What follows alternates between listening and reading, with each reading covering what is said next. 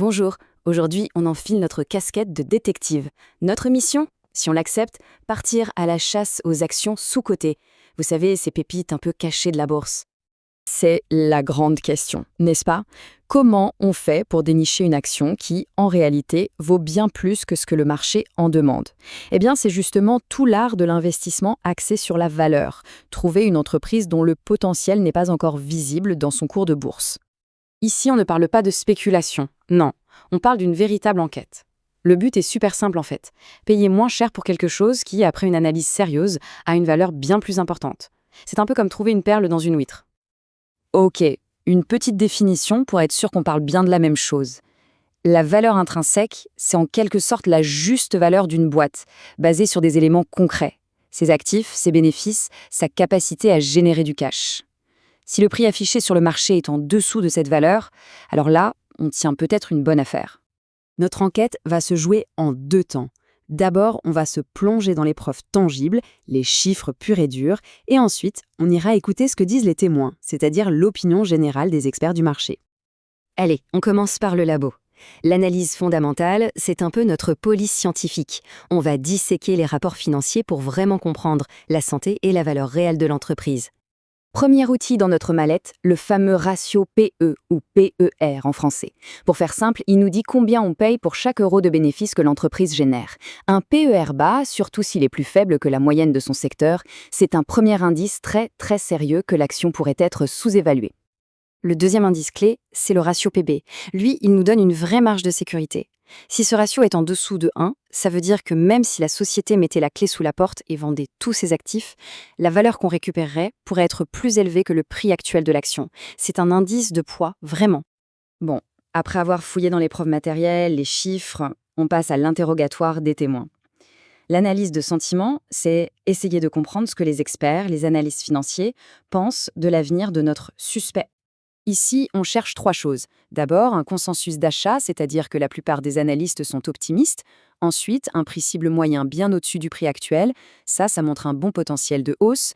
Et enfin, que beaucoup d'analystes suivent l'action, ce qui rend leur opinion collective plus fiable. Ok, on a nos outils, on a notre méthode. Maintenant, il faut resserrer les taux.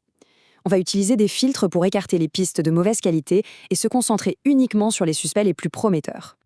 Alors voilà 3 filtres essentiels, on va plutôt regarder les entreprises de taille moyenne ou grande, pour être sûr de pouvoir acheter et vendre facilement.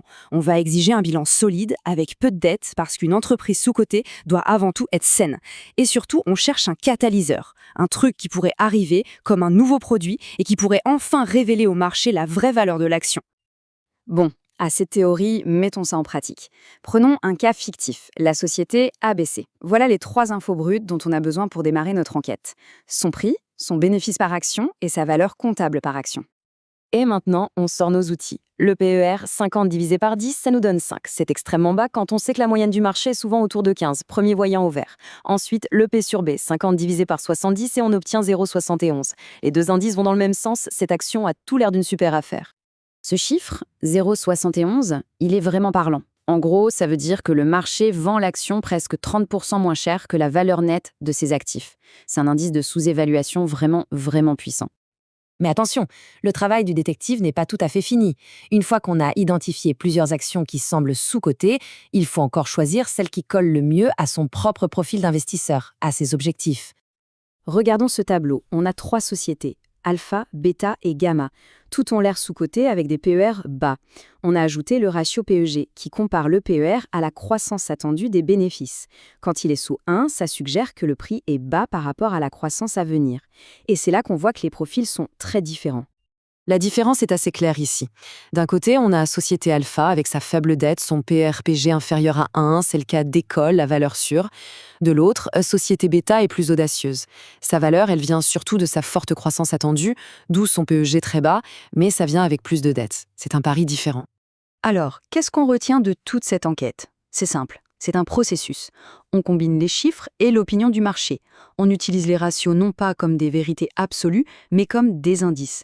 On filtre pour ne garder que la qualité. Et à la fin, le choix de l'action doit être personnel, adapté à son propre profil. Voilà, les outils sont là, la méthode est posée. La recherche de la valeur, c'est une quête qui est vraiment fascinante et qui récompense la patience et la rigueur. L'enquête ne fait que commencer.